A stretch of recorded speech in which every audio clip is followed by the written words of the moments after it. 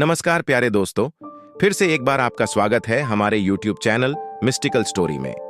दोस्तों, आज की जो कहानी है वो बड़ी ही ज्ञानवर्धक और बड़ी ही मोटिवेशनल है। दोस्तों, एक कुत्ते ने बताया कि कुछ औरतों को अपना पति अच्छा नहीं लगता और दूसरा पुरुष अच्छा लगता है। वहीं कुछ पुरुषों को अपनी पत्नी अच्छी नहीं लगती और दूसरे की स्त्री अच्छी लगती है। साथ ही आपने देखा और सुना होगा कि कुछ लोग बहुत मेहनत करते हैं, फिर भी वह गरीब रहते हैं, उनकी गरीबी कभी दूर नहीं होती। और कुछ गरीब लोग बहुत कम समय में धनवान हो जाते हैं और उनकी गरीबी हमेशा के लिए मिट जाती है। आखिरकार ऐसा क्यों होता है? आपने सुना होगा, सभी लोग यही कहते हैं कि यह तो कर्मों का फल है। यह तो ठीक है कि सब कर्मों का ही फल होता है, मगर कर्म कैसे और किस दिशा में करने चाहिए जिससे उस कर्म का सकारात्मक फल मिले। तो दोस्तों, आइए इस ज्ञानवर्धक प्रसंग को एक कहानी के माध्यम से समझते हैं। प्यारे दोस्तों, इससे पहले कि हम कहानी शुरू करें और आप उस कहानी में को जाएं, अगर आप हमारे चैनल पर पहली बार आए हैं तो चैनल को सब्सक्राइब करें और कमेंट करके बताएं कि आपको हमारी वीडियो कैसी लगी, और बेल आइकन को प्रेस करें ताकि हर आने वाले वीडियो का नोटिफिकेशन सबसे पहले आपको मिले और आप उन वीडियो का फायदा उठा सकें। चलिए शुरू करते हैं आज की ये प्यारी सी कहानी, ये प्यारा सा वीडियो। मेरे प्यारे दोस्तों, एक समय की बात है, एक जंगल में एक आम का पेड़ था। उस आम के पेड़ के नीचे एक कुत्ता रहा करता था। एक दिन उस पेड़ के पास से एक साधु निकलते हुए जा रहे थे। उन्हें थोड़ी सी थकान महसूस हुई तो वह संत उसी आम के पेड़ की छाया में बैठ गए जहां एक कुत्ता रहा करता था। जब उस कुत्ते की नजर साधु पर पड़ती है तो वो कुत्ता साधु से कहता है, महाराज, आप तो ज्ञानी हैं, हमें कोई ऐसा रास्ता बताओ कि हमारा जीवन पूरा होने के बाद हमें स्वर्ग की प्राप्ति हो। फिर कुत्ते की बात को सुन करके वह साधु कहने लगते हैं, यदि तुम स्वर्ग में जाना चाहते हो तो तुम्हें 2 प्रश्नों के उत्तर खोजने होंगे। जिस दिन तुम्हें इन दोनों प्रश्नों के उत्तर मिल जाएंगे, तुम्हारी समस्या का समाधान हो जाएगा। फिर साधु की बात सुनकर के कुत्ता कहता है, महाराज, आप मुझे अपने दोनों प्रश्न बताओ, उनका उत्तर मैं अवश्य ढूंढ कर रहूंगा। फिर साधु कहता है, मेरा पहला प्रश्न है, भगवान को किस प्रकार भोग लगाने से भिखारी भी राजा बन जाता है? और मेरा दूसरा प्रश्न है, स्त्री को दूसरे का पति और पुरुष को दूसरे की पत्नी क्यों अच्छे लगते हैं? दोस्तों, इस प्रकार दोनों प्रश्न बता करके वह साधु वहां से चला जाता है। वहीं साधु के चले जाने के बाद कुत्ता उन दोनों प्रश्नों का उत्तर ढूंढने के लिए चारों तरफ भटकता है, पर उसे संतुष्ट भरा उत्तर नहीं मिल पाता है। और इस प्रकार जब कुत्ता परेशान हो जाता है तो उसकी मुलाकात एक बूढ़े गिद्ध से हो जाती है। वह बूढ़ा गिद्ध कुत्ते से कहता है कि तुम शंकर भगवान के पास जाओ, तुम शिव जी के पास जाओ, वो ही तुम्हारी समस्या का समाधान कर सकते हैं। प्यारे दोस्तों, इस प्रकार कुत्ता गिद्ध की बात सुनकर के भगवान शिव के पास जाता है तो क्या देखता है, एक जंगल में भगवान शिव और पार्वती विचरण कर रहे थे। फिर कुत्ता भगवान शिव के पास जाकर के उन्हें अपनी समस्या बताता है। तो कुत्ते की बात को सुनकर के भगवान शिव और पार्वती वहीं जंगल में एक शिला पर बैठ जाते हैं और कुत्ते से कहते हैं कि मैं तुम्हें एक छोटी सी कहानी सुनाता हूं। इस कहानी को बड़े ही ध्यान से सुनना। यदि तुमने इस कहानी को पूरे मन से सुना तो निश्चित ही तुम्हें तुम्हारे दोनों प्रश्नों के उत्तर मिल जाएंगे। फिर कुत्ता कहता है, प्रभु, मैं आपको वचन देता हूं कि जब तक आप कहानी सुनाएंगे मैं कहानी को पूरे मन से सुनूंगा। आप कहानी को शुरू कीजिए। भगवान शिव कहते हैं कि एक गांव के बाहर विष्णु भगवान का एक छोटा सा मंदिर था जिसमें एक वृद्ध पुजारी रहते थे। एक दिन एक गरीब मां अपने नन्हे से बालक को मंदिर के द्वार पर छोड़कर चली गई। बहुत ढूंढने पर भी पुजारी को बालक के परिवार का कुछ भी पता नहीं चला। जब गांव का भी कोई व्यक्ति उस बालक का लालन पालन करने को तैयार नहीं हुआ तो पुजारी ने विष्णु भगवान की इच्छा समझ करके उस बच्चे को अपने पास रख लिया और उस बच्चे का नाम चंदन रख दिया। वहीं गांव के श्रद्धालु भक्तों से जो कुछ भी प्राप्त होता था उसी से भगवान विष्णु का, पुजारी का और उस बालक चंदन का गुजारा चलता था। और यदि किसी दिन भोग कम भी पड़ जाता था तो पुजारी जो था भगवान को भोग लगा करके और स्वयं और उस बालक को गंगा जल पिला करके सो जाते थे। वहीं धीरे धीरे चंदन बड़ा होने लगा और अब वह पुजारी के कामों में हाथ बटाने लगा। वृद्ध पुजारी के थके हारे हाथों को अब कुछ आराम मिलने लगा। इसलिए पुजारी ने अब चंदन को मंदिर की सफाई, भगवान विष्णु की पूजा और उनको भोग लगाने और उनकी आरती करने की विधि अच्छी तरह से समझा दी। और स्वयं पुजारी जो थे भगवान विष्णु के नाम जप और संकीर्तन में अपना समय व्यतीत करने लगे। वही एक दिन भगवान विष्णु के मंगलकारी नाम का जप करते हुए उन पुजारी के प्राण छूट गए। अब पुजारी की मृत्यु हो जाने के बाद में वह चंदन नामक बालक जो था उसका संसार में भगवान विष्णु के अलावा कोई दूसरा सहारा नहीं रहा, क्योंकि उस बच्चे को पुजारी ने ही पाला था। वही पुजारी ने मरने से पहले उस चंदन को 3 बातें बताई थीं। पहली बात, हमेशा विष्णु भगवान को ताजी गर्म रसोई का ही भोग लगाना। दूसरी बात, भगवान को भोग लगाए बिना स्वयं कुछ भी नहीं खाना। तीसरी बात, भगवान विष्णु पर विश्वास रखकर कभी भी किसी भी वस्तु का संग्रह नहीं करना, बासी भोजन का भी नहीं। वही उस चंदन नामक व्यक्ति को पुजारी की तीनों बातें ठीक से याद थीं और वह चंदन उन तीनों ही बातों का बड़े ही ध्यान से पालन करता था। यदि कोई भक्त पहले से बना भोजन या मिठाई मंदिर में दे जाता तो बालक चंदन जो था उसे गरीबों में बांट देता था और ताजी रसोई बनाकर ही भगवान विष्णु को भोग लगाता था।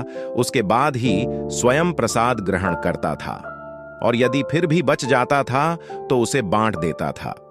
भगवान शिव कहते हैं कि यदि रसोई बनाने को सामग्री नहीं होती थी तो भगवान विष्णु और वो बालक चंदन दोनों गंगा जल पीकर ही रह जाते थे। एक दिन बरसात का मौसम आया और 3-4 दिन तक मूसलाधार बरसात होने से मंदिर में एक भी भक्त नहीं आया। दोस्तों, अगर आपको हमारी ये कहानी पसंद सराही है तो वीडियो को लाइक करके चैनल को सब्सक्राइब कर दो। आप लोगों से विनती है कि प्लीज हमारे चैनल को सपोर्ट करें। मुझे उम्मीद है कि अब तक आपने चैनल को सब्सक्राइब कर दिया होगा। धन्यवाद। वहीं चंदन अपने विष्णु भगवान को गंगा का ही भोग लगाता रहा और उसे ही पीकर स्वयं भी समय गुजारता रहा।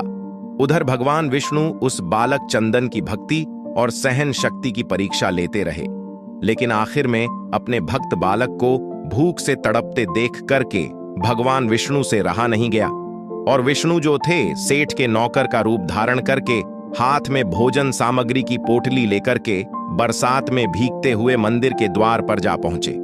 और इस प्रकार विष्णु ने मंदिर पर आवाज लगा करके उस चंदन को बुलाया और उसके हाथ में पोटली देते हुए कहा, ये कच्चा राशन सेठ जी ने तुम्हारे पास भेजा है, इससे रसोई बनाओ, भोग लगाओ और स्वयं भी प्रसाद पाओ। मैं कल फिर आऊंगा। चंदन ने सूखी गीली लकड़ियों के धुएं में गर्म रसोई बना करके भगवान विष्णु को भोग लगाया। फिर पूरे बरसात के मौसम में भगवान विष्णु नौकर के भेष में चंदन भगत को सीधा देने के लिए आते रहे और स्वयं भी गर्मा गर्म रसोई का भोग पाते रहे। भगवान शिव कहते हैं कि हे श्वान, एक दिन चंदन भगत ने सोचा कि सेठ जी को सीधा भेजते हुए 4 महीने हो चले हैं, किंतु वे स्वयं कभी भी मंदिर में भगवान विष्णु का प्रसाद ग्रहण करने नहीं आए। फिर अगले दिन भगवान विष्णु नौकर के वेश में जब सीधे की पोटली देने आए तो चंदन भगत ने उनसे कहा, अरे भाई, तुम्हारे सेठ जी इतने बड़े धर्मात्मा हैं, रोजाना तुम्हारे हाथों से सीधा भिजवा देते हैं और कभी भी स्वयं मंदिर में प्रसाद लेने के लिए नहीं आते। इस कारण से मेरा हृदय अत्यंत दुखी हो रहा है। तुम अपने सेठ जी से कहना कि कल वो भी मंदिर में प्रसाद ग्रहण करने के लिए अवश्य पधारें। वहीं चंदन भगत की बात को सुन करके भगवान विष्णु चौंक कर घबरा उठे और बोले, अरे पुजारी जी, सेठ जी मेरे द्वारा आपको सीधा भेजते हैं, आप इसे भगवान को भी भोग लगा लेते हैं और स्वयं भी भोग पाते हैं, तो इसमें सेठ को बीच में क्यों ला रहे हैं? जहां चल रहा है वैसा ही चलने दीजिए। भगवान शिव कहते हैं। फिर वो चंदन कहने लगा, ऐसे कैसे चलने दूं?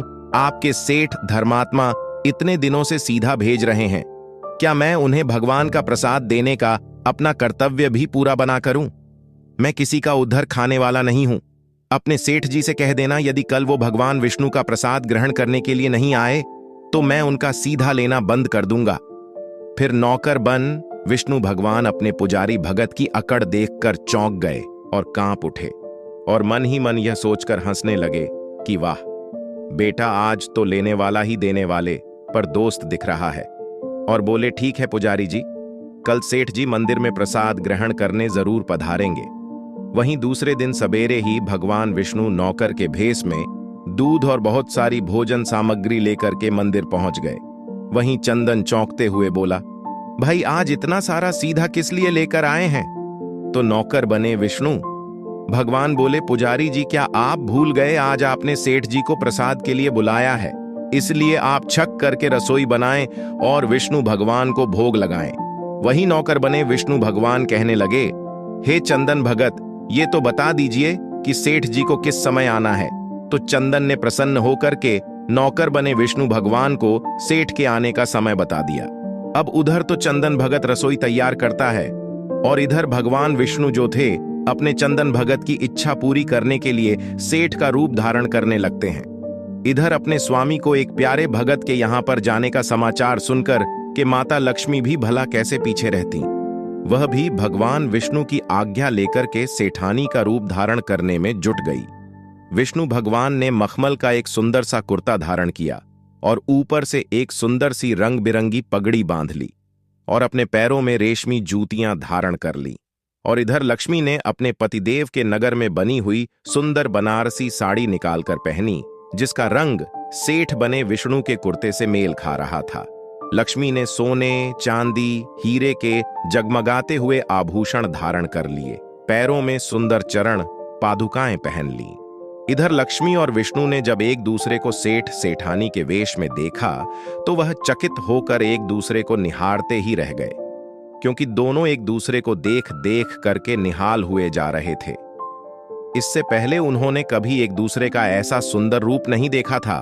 भगवान शिव कहते हैं कि हे श्वान, जब भगवान विष्णु और लक्ष्मी सेठ सेठानी का रूप धारण करके अपने भक्त के यहां दावत खाने चले तो ऋषि मुनि, देवता, देवांगना आदि भी उन्हें देख करके ठगे से रह गए। वही सेठ बने भगवान विष्णु अपने हाथ में ली हुई छड़ी को अदा से घुमाते हुए पृथ्वी पर टेकते हुए चल रहे थे और उनके पीछे पीछे अपनी चरण पादुका से टक टक और पायलों की मधुर ध्वनि करती हुई लक्ष्मी मां सेठानी बनी हुई चली जा रही थी। इधर चंदन भगत आज सुबह से ही सेठ जी के स्वागत में भांति भांति के पकवान बनाने में जुटा था। अपने भगवान विष्णु का भोग तो वह चलते फिरते बना लेता था, किंतु आज उसे कई महीनों से भगवान को भोग लगाने के लिए सीधा भेजने वाले सेठ जी को भगवत प्रसाद देना था। इसलिए उस चंदन भगत ने रसोई बनाने में अपनी सारी पाक कला झोंक डाली थी, जिससे जो भी व्यंजन बने वह सुंदर और स्वादिष्ट हों। वहीं सेठ जी के द्वारा भेजे हुए चावल धोकर के चंदन भगत ने खीर बनाई, उसे धीमी आंच पर पका करके गाढ़ा किया और उसमें सेठ जी के द्वारा भेजे हुए पिस्ते, बादाम, केसर, चिलगोजे और किशमिश डाले। वहीं मिर्च और अदरक को कूट करके उसे बाजरा, बेसन और गेहूं के आटे में भर भर करके मोटे मोटे मिर्चे टिक्के बनाए। रसोई बना करके चंदन भगत स्नान करने चला गया ताकि स्वच्छ वस्त्र पहन करके भगवान विष्णु को भोग लगा सके और उसके बाद में सेठ जी को उनका प्रसाद परोस सके। भगवान शिव कहते हैं, हे श्वान, जब चंदन भक्त स्नान करके लौटा तो क्या देखा? सेठ जी प्रसाद ग्रहण करने के लिए स्वयं तो आए ही हैं, साथ में अपनी सेठानी को भी लाए हैं। वही चंदन ने झट से दोनों से राम राम की, उन्हें आसन देकर बिठाया और बोला, मैं अभी भगवान विष्णु को भोग लगाकर आता हूं, फिर आपको प्रसाद परोसूंगा। वही भावना के भूखे भगवान विष्णु से भूख सहन नहीं हो पा रही थी, इसलिए वह बोले, पुजारी एक काम करो, भगवान को जल्दी से भोग लगाओ, मुझसे भूख सहन नहीं होती है। फिर तो सेठ बने विष्णु की बात को सुनकर के चंदन भगत बोला, देखो सेठ जी, भूख तो मुझे भी बड़े जोर से लग रही है, किंतु मैं अपनी भूख के कारण भगवान को भोग लगाना नहीं भूलता। यदि दुनिया के सारे लोग इसी तरह अपनी भूख के लिए भगवान को भोग लगाना भूल जाएं तो भगवान तो भूखे रह जाएंगे। वहीं सेठ बने विष्णु भगवान एक पत्तल उठाते हुए बोले, पुजारी जी आप भोग लगाए, इधर मैं पत्तल परोस लेता हूं, मुझसे भूख सहन नहीं हो पा रही है। फिर तो चंदन भगत जो था सेठ बने विष्णु भगवान को डांटते हुए बोला, सेठ जी, भगवान के काम में ना तो जल्दीबाजी चलती है और ना ही कंजूसी चलती है, इसलिए चुपचाप इंतजार करो। मैं जब तक भगवान विष्णु को भोग नहीं लगा देता, आप रसोई के पास भी नहीं भटक सकते हैं। चुपचाप इधर बैठ जाइए और ओम नमो भगवते वासुदेवाय का जाप करते रहिए। मैं अभी आता हूं, फिर आपको पेट भरकर भोजन कराता हूं। वहीं सेठ बने भगवान विष्णु डांट खा करके चुपचाप अपने आसन पर बैठ गए। वहीं सेठानी बनी लक्ष्मी जी उनकी यह दशा देखकर कि बड़ी मुश्किल से अपनी हंसी रोक पाई। लेकिन जैसे ही चंदन भगत पत्तल में सामग्री लेकर भगवान को भोग लगाने मंदिर में गया, इधर विष्णु लक्ष्मी जी को मौन रहने का संकेत करते हुए चुपके चुपके पैर रखते हुए रसोई में पहुंच गए और उन्होंने एक एक व्यंजन उठा करके छकना शुरू कर दिया। वहीं विष्णु भगवान तो प्रसाद को छकते ही भौचक्के के रह गए, क्योंकि खीर में चीनी की जगह नमक भरा हुआ था और सब्जियों में चीनी भरी हुई थी। वहीं जैसे ही भगवान विष्णु ने रोटी का एक टुकड़ा तोड़ करके मुंह में दिया तो वो सीसी करने लगे, क्योंकि रोटी में मिर्ची भरी थी। वहीं विष्णु भगवान सीसी करते हुए उल्टे पैर भाग गए और अपना स्थान ग्रहण कर लिया। इधर लक्ष्मी जी अपने पति की ये हालत देखकर खिलखिलाकर हंस पड़ी। इससे पहले कि भगवान विष्णु अपनी सफाई दे पाते, चंदन भगत मंत्र का जाप करते हुए रसोई में पहुंचा और उसने भोग को रसोई में मिलाकर के पवित्र कर दिया और सेठ जी के सामने पत्तल परोसकर हाथ जोड़कर बोला, सेठ जी, मैंने भगवान विष्णु को भोग लगा दिया है, अब आप भी जी भर के प्रसाद ग्रहण कीजिए। वहीं विष्णु तो अभी अभी भक्त की शक्ति से भी जोरदार उसके हाथ की बनी हुई रसोई छक चुके थे।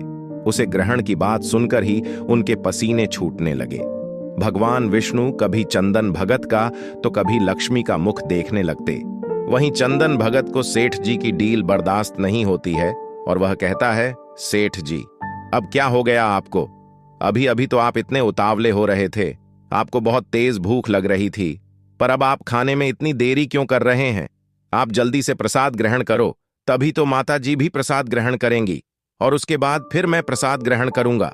वहीं चंदन भगत की ललकार को सुन करके विष्णु भगवान ने चुपचाप खीर का कुल्हड़ उठाया और सारी नमक वाली खीर फटाफट पी गए। कुल्हड़ खाली हुआ नहीं कि चंदन ने उसे झट से भर दिया। अपने प्रिय भक्त के हाथों परोसे हुए भोजन में भगवान को आज दुगना स्वाद आने लगा। चंदन परोसता गया और भगवान विष्णु पीते गए। वहीं जगत माता लक्ष्मी भगत और भगवान दोनों के प्रेम को देख करके मंत्र मुग्ध होती रही। अब सारी रसोई समाप्त हो गई तो भगवान ने एक जोर की डकार ली। वहीं चंदन को होश आया और बोला, वाह सेठ जी, वाह, मैं ही बावला था जो आज इतनी थोड़ी सी रसोई बनाई। मुझे पता होता कि आपको प्रसाद ग्रहण करने का इतना बड़ा शौक है तो मैं और ज्यादा रसोई बनाता। वहीं भगवान विष्णु अपने पेट पर हाथ फेरते हुए सेठानी बनी लक्ष्मी की ओर मुस्कुराकर देखते हुए बोले, पुजारी जी, मैं इतना रोज खाना कहाँ खाता हूं, किंतु आज प्रसाद इतना स्वादिष्ट बना था कि अपने पर बस ही नहीं रहा और खाता चला गया। किंतु तभी चंदन भक्त रुआंसा होकर बोला, सेठ जी, वो तो आपने ठीक किया, लेकिन माता जी तो भूखी रह गई, रसोई तो आपने सारी साफ कर दी। फिर तो ममतामयी लक्ष्मी से चंदन की उदासी देख करके रहा नहीं गया। उन्होंने बची हुई खीर की 4 बूंदें अपने गले में टपका ली। पर विष्णु भगवान द्वारा भोग लगाने से प्रसाद में अलग स्वाद आ गया था। ऐसी खीर छक करके जगत जननी का कंठ तृप्त हो गया और उनके तृप्त होते ही सृष्टि का प्रत्येक प्राणी तृप्त हो गया। फिर चंदन भगत बोला, सेठ जी, आपने और माता जी ने प्रसाद ग्रहण कर लिया, इससे मुझे अत्यंत संतोष हुआ है। समझ लीजिए, आप दोनों द्वारा प्रसाद ग्रहण करने से मेरा पेट भर गया। मेरी तो वैसे भी महीने में 4-4 एकादशी हो जाती हैं, किंतु मैं भी एक दाना ले ही लेता हूं जिससे कि विष्णु भगवान के प्रसाद का अनादर न हो। और ऐसा कह करके चंदन भगत ने खीर के पात्र में लगा हुआ एक चावल का दाना उठा करके अपने कंठ में डाल लिया। वहीं चावल के एक दाने से ही उस चंदन भगत की जन्म जन्मांतर की भूख प्यास मिट गई और समस्त वासनाओं और इच्छाओं की तृप्ति हो गई। भगवान शिव कहते हैं कि वहीं उसके ज्ञान के नेत्र खुल गए और उसने क्या देखा कि उसके सामने यानी चंदन भगत के सामने भगवान विष्णु और जगत जननी लक्ष्मी जी आशीर्वाद की मुद्रा में मुस्कुराते हुए खड़े हैं। फिर तो भगवान विष्णु और लक्ष्मी का असली रूप देख करके चंदन भगत दौड़ करके उनके चरणों में लौट गया। वहीं भगवान विष्णु ने चंदन भगत को अपने हाथों से उठा करके अपने सीने से लगा लिया और कहा, बेटा बताओ तुम्हें क्या चाहिए। मैं तुम्हारी भक्ति से बहुत ही प्रसन्न हूं।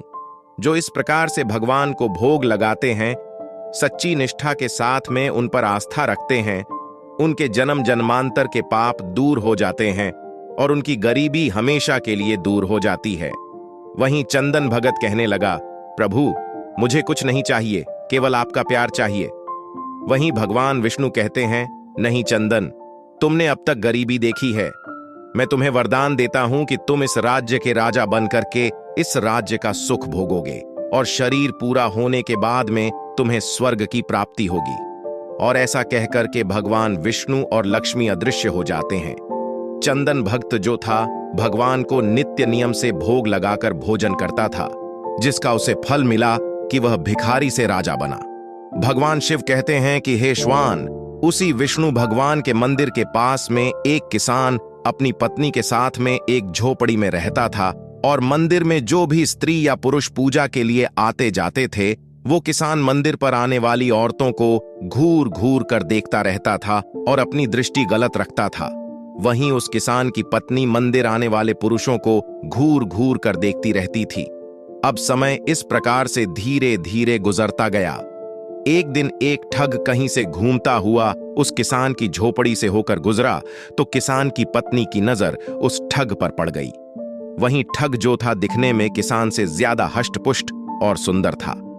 देखते ही देखते वो किसान की पत्नी उस ठग को अपना दिल दे बैठी। वहीं मौका पा करके किसान की पत्नी ने उस ठग से कहा, मैं तुम्हें बहुत पसंद करने लगी हूं, तुम मुझे अपने साथ ले चलो। भगवान शिव कहते हैं कि फिर उस किसान की पत्नी की बात सुन करके वो ठग राजी हो गया और किसान की पत्नी से कहा, तुम्हें घर में जितना भी धन माल मिले चुपचाप निकाल कर ले आओ, फिर हम दोनों यहां से कहीं दूर चल के सुकून से जीवन जिएंगे। वहीं वह किसान की पत्नी घर में घुसती है और जितना भी धन चुरा सकती थी उतना लेकर के उस ठग के पास आ जाती है और फिर वह ठग उस किसान की पत्नी को लेकर के गांव से दूर निकल जाता है। वही थोड़ी देर के बाद में एक ठगनी उसी किसान की झोपड़ी से होकर गुजरती है। फिर उस किसान की नजर उस ठगनी पर पड़ती है।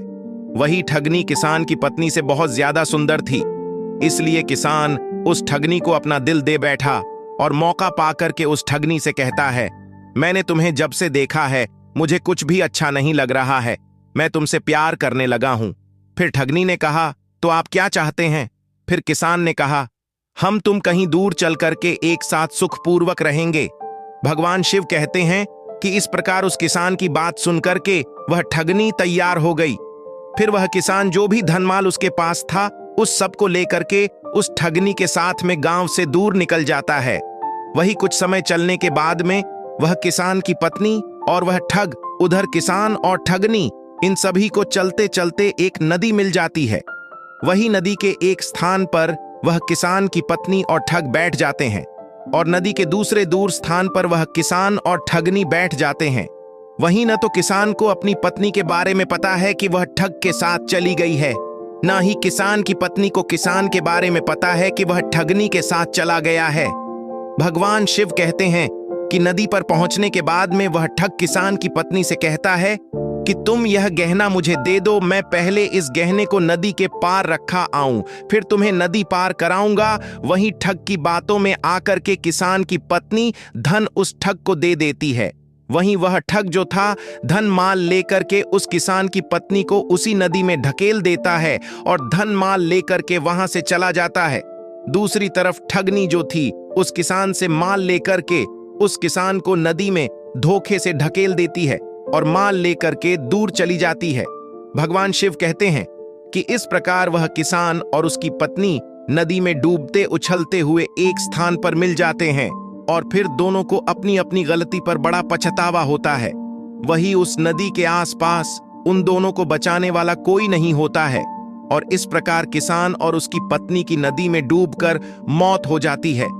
अंत में भगवान शिव कहते हैं कि जो अपने का नहीं हुआ वह किसी और का नहीं हो सकता है। अब तुम अपने पहले प्रश्न का उत्तर सुनो। तुम्हारा पहला प्रश्न था कि भगवान को किस प्रकार भोग लगाने से भिखारी भी राजा बन जाता है। तो समझ लो जिस प्रकार इस कहानी में एक गरीब चंदन ने विष्णु लक्ष्मी को भोग लगाया और सेवा की, उसी प्रकार जो भी इंसान गरीब चंदन की तरह सच्चे मन से पूरी आस्था के साथ में नियम अनुसार भगवान का भोग लगाता है, वह भगवान की कृपा से निश्चित ही राजा बन जाता है, जिस प्रकार से वह गरीब चंदन एक राजा बन गया। इसीलिए हर इंसान को रोजाना सच्चे मन से नियमानुसार भगवान का भोग रोजाना लगाना चाहिए, उसके बाद ही स्वयं भोजन ग्रहण करना चाहिए। अब तुम अपने दूसरे प्रश्न का उत्तर सुनो। तुम्हारा दूसरा प्रश्न था कि स्त्री को दूसरे का पति और पुरुष को दूसरे की पत्नी क्यों अच्छी लगती है। तो समझ लो, जो स्त्री या पुरुष चरित्रहीन होते हैं, ऐसे चरित्रहीन स्त्री या पुरुष को हमेशा दूसरे का पति या दूसरे की स्त्री अच्छे लगते हैं। जिस प्रकार से वो किसान और उसकी पत्नी दोनों ही चरित्रहीन थे, ना किसान को अपनी पत्नी अच्छी लगती थी और ना ही किसान की पत्नी को अपना पति किसान अच्छा लगता था। इसलिए उन्होंने चरित्रहीनता की, और जो चरित्रहीनता करते हैं उन्हें निश्चित एक दिन अपने कर्मों का भोग भोगना पड़ता है। इसी वजह से उस किसान और उसकी पत्नी की नदी में डूबकर मृत्यु हुई। पति पत्नी के बीच सच्चा प्रेम, वफादारी, सेवा, आत्मीयता, विश्वास तभी रह सकता है जब उन्हें एक निष्ठा का व्रत हो। यदि कोई स्त्री अनेक पुरुषों से या कोई पुरुष अनेक स्त्रियों से गुप्त संबंध स्थापित करता है, तो उसके शरीर में, रक्त में, मन में, मस्तिष्क में अनेक तत्व मिल जाने के कारण अस्थिरता, खींचतान, आकर्षण, विकर्षण के द्वार चलने लगते हैं। ऐसी अवस्था में सच्चा प्रेम, वफादारी और आत्मीयता असंभव है। व्यभिचारी स्त्री पुरुषों का दाम्पत्य जीवन हमेशा कपट, धूर्तता, मायाचार और छल से भरा हुआ होता है। यह अवसर पड़ने पर अपने साथी को ही धोखा देते हैं। इसलिए जो चरित्रहीन स्त्री होती है उसे कभी अपना पति अच्छा नहीं लगता, और जो चरित्रहीन पुरुष होता है उसे कभी भी अपनी स्त्री अच्छी नहीं लगती, और ऐसे स्त्री पुरुष को अंत समय में नरक में जाना पड़ता है। इसलिए हमेशा सद्मार्ग पर चलने के लिए हर स्त्री पुरुष को चरित्रवान होना चाहिए, तभी भगवान की कृपा के पात्र बन सकते हैं। प्यारे दोस्तों, इस प्रकार भगवान शिव के द्वारा कहानी सुनने के बाद में कुत्ते का मन पूरी तरह से संतुष्ट हो जाता है, और फिर वह भगवान शिव को प्रणाम करके वहां से चला जाता है, और समय आने पर उसको स्वर्ग की प्राप्ति होती है, क्योंकि कुत्ते एक दूसरे से बहुत प्यार करते थे, एक दूसरे के अलावा कभी किसी की ओर देखते भी नहीं थे। इसी की वजह से अंत समय में श्वान को स्वर्ग की प्राप्ति हुई। दोस्तों, हमारी आज की कहानी, आज का वीडियो यहां समाप्त होता है। हम उम्मीद करते हैं कि आपको यह कहानी पसंद आई होगी और आप इससे बहुत सारी सीख प्राप्त करेंगे। मिलते हैं अगली कहानी के साथ अगली वीडियो में। तब तक के लिए नमस्कार, धन्यवाद।